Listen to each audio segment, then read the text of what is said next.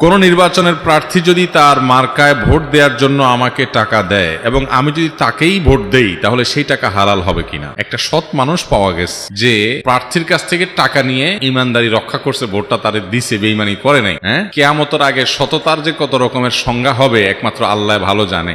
মানুষ ধ্বংস হতে হতে, পতন হতে হতে, পচতে পচতে যখন দুর্গন্ধ বের হতে থাকে তখন সততার সংজ্ঞাগুলো এভাবে পাল্টাতে। যে ভাই প্রশ্ন করেছেন, আপনি ভোটার হিসাবে প্রার্থীর কাছ থেকে টাকা নিচ্ছেন, 500 টাকা, 1000 টাকা, 2000 টাকা, 5000 টাকা, যাই নেওয়ার নিছেন, বা একটু চা পানিই খাইছেন, খাইয়া আপনি বলছেন না আমি তো বেঈমানি করতে পারি না, মুসলমান, অতএব আপনি ভোটটা ওই মার্কায় দিলেন, যে টাকা দিল বেচারা, ভোটটা মার্কাতেই দিলাম। তাহলে আপনি একটা গুনাহ করলেন এবং এর কারণে আপনি যে নিজেকে খুব সৎ মনে করতেছেন এটা মনে করার কোনো কারণ নেই। কারণ প্রার্থীর কাছ থেকে টাকা নেওয়াটাই আপনার জন্য গুনাহ, না জায়েজ। প্রার্থী টাকা দিলে সেটা নেওয়া যাবে, কেন নেওয়া যাবে না? কারণ ভোট দেওয়া মানেই ওই লোকটাকে উপযুক্ত বা ভালো মানুষ এ কথার সাক্ষ্য দেওয়া, যে আমি সাক্ষ্য দিচ্ছি এই মার্কা, এই প্রতীক নিয়ে যিনি দাঁড়িয়েছেন এই লোকটা আমাদের এই এলাকার এই পদে বসার উঠার উপযুক্ত ব্যক্তি, এই মর্মে আমি সাক্ষী দিচ্ছি, এই বলে আপনি সিল মারতেছেন। ভোট দেওয়া মানে সাক্ষ্য দেওয়া। তো সাক্ষ্যর বিনিময়, সাক্ষ্য দেওয়ার বিনিময় গ্রহণ করা যায়,